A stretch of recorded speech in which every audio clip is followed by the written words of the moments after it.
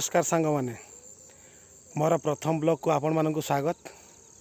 आज मु fast time blog बनाऊँगी या आगर मुझे ब्लॉग बन नी। आजिकार ब्लॉग रे मु मो निज विषय कहबी, मो ना कौन, मो घर कौटी, मु कौन करे ए विषय आपण मानक आज मुझे जनइबी। मो ना हूँ धर्मेंद्र दत्त। आम घर हूँ मयूरभंज जिले में।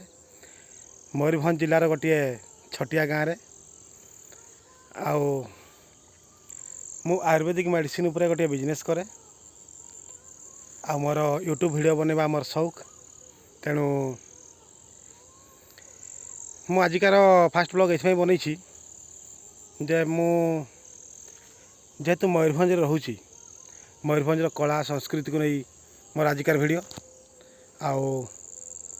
मयूरभंज कौन कौन अच्छी कौन नहीं, मयूरभंज पर्यटन स्थली, मयूरभंज देवस्थली, मयूरभंज शिमिली पार्क अच्छी, शिमिलीपाल अभयारण्य रही।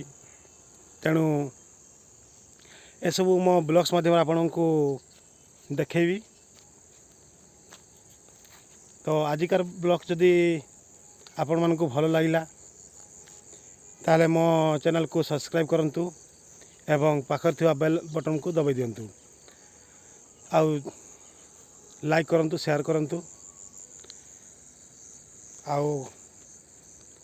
ये हूँ आम गाँ पोखरी देखु, ये रही आम गाँ पोखरी।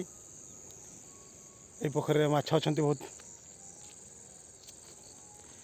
तेणु मुझे आपण मन को आम जिला विषय कहबी कौन, आम जिला विषय जो वाटरफॉल अच्छी, कौड़ी दर्शनीय स्थान अच्छी, से सब को मो ब्लॉग माध्यम देखेबी।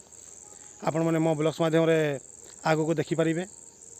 यापर मोर गोटे गोटे वीडियो आसो। प्रत्येक वीडियो रे कोठी ना कोठी गोटे दर्शनीय स्थान थी, कोठी कौन गोटे वाटरफॉल थी, ए विषय मुझे आपण मानक देखेबी। आउ कौन कहबी, जदि वीडियो भल लगी था लाइक शेयर करेंगे एवं जो मैंने प्रथम थर पर मो वीडियो को देखुं चैनल को सब्सक्राइब करेंगे एवं बेल आइकन को दबाई देवे। रहुची नमस्कार।